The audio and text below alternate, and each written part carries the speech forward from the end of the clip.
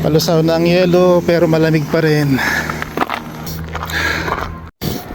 Yan ang itsura oh.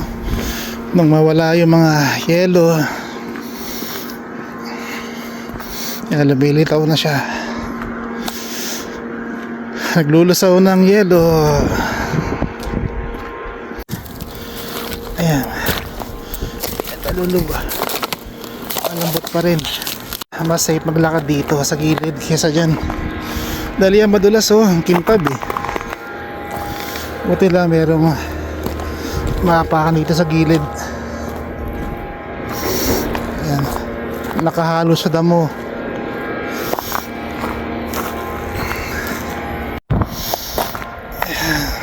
Lulusaw na talaga oh. So nice. Good sunlight. Hello mga boss, mga loves. Kumusta po kayo? Hoping okay na okay kayong lahat. Tayo na nga, nalulusaw na. Nalulusaw na ang mga yelo. Dahil ngayon ay springtime. Nakita nyo yung makintab na yan. Madulas yan. Kaya dahil dyan, dito ako sa gilid dadaan. Ayan, para mas safe. Pero kailangan nakatingin ako sa inaapakan ko dahil nako ako ay madulas. Hindi naman, safe pa din. Ayan, at naman ako ulit. Ayan, ganyan ko lang binabaybay ang madulas na yan. Kaya kailangan maingat pa rin. Ayan, putol na puno. Ay, salamat sa Diyos sa araw na to. Ngayon ay papunta naman ako sa trabaho. Lusaw na yelo ulit. Matigas yan at madulas. Dito ulit ako sa gilid na to. Iwas lang. Hindi tayo pwedeng madulas dahil tayo ay 50 plus years old na.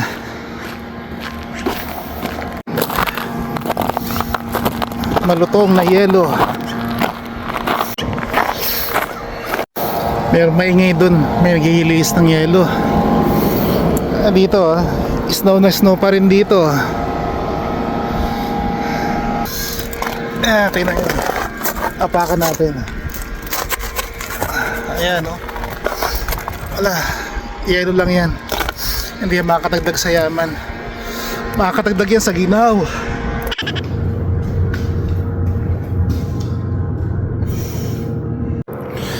Medyo humapdi yung kamay ko sa lamig. Pati yung kabilang kamay ko rin. Lamig. Kahit wala ng snowfall, malamig pa rin. Kasi nga, mayroon pa rin presence ng snow sa labas. Ayan. Below -0 pa rin yung lamig. This time tumaas eh. Feels like -21 degrees Celsius. Pero tolerable na rin naman kasi nga neutralize yung lamig, may init, merong sunlight. Ayan na. Ayan si Boss Marlo to the house.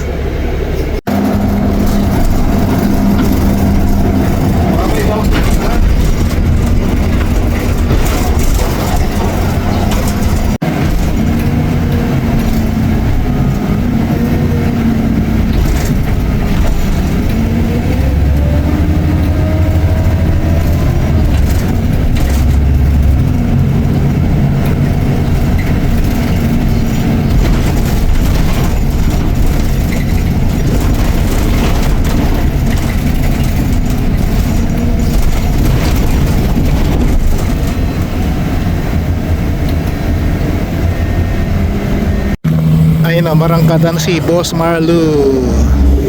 Mag-aantay naman ako ng bus on demand ko. In less than 5 minutes, darating na po siya mga boss, mga loves. Napakatahimik ng paligid. Ayan, at maaraw. Buti naman.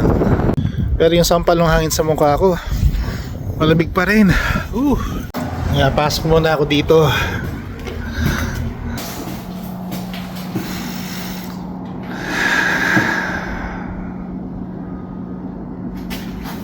Habang inantay ko yung bus.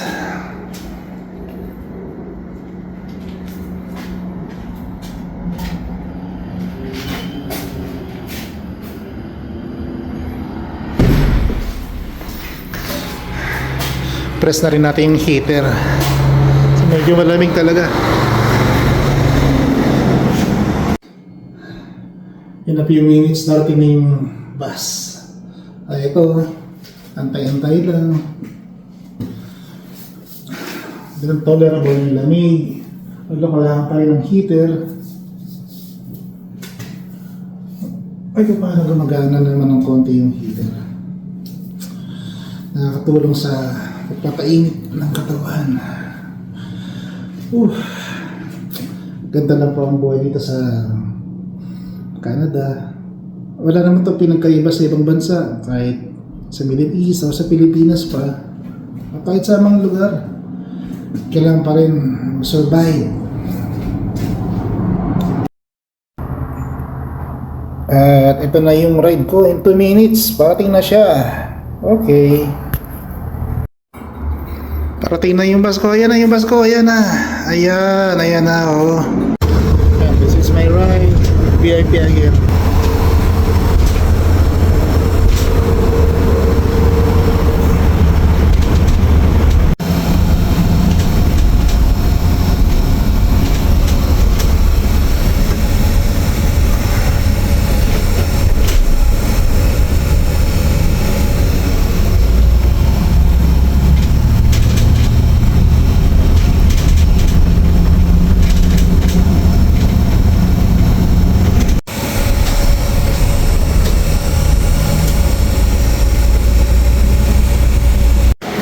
Our delivery just arrived already.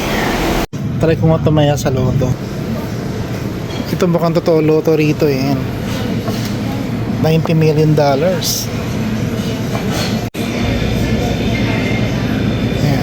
Nasa $6. Isang kombinasyon lang naman. Sira yung kuko ko. Parang dumi. Pero yun, sana tumama. Bumili na ako ng makakain. Mahal oh. $11.19. Okay lang to. Minsan lang naman. Dito muna ako papalipas ng oras hanggang sa dumating yung duty time ko. My favorite gate number 2.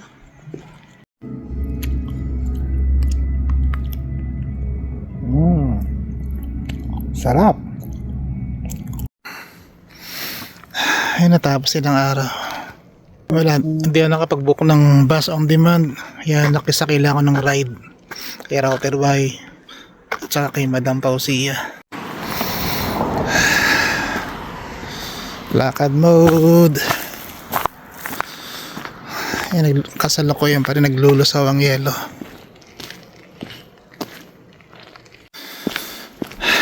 Tutunaw pa rin ang yelo. Ayan. Madulas yan. Kaya kailangan maingat. Ayan, mas safe na maglakad dyan. Ayan. Ay, finally, bahay na rin. Maraming salamat po mga boss, mga love sa inyong panonood. Hanggang sa muli. Bye-bye.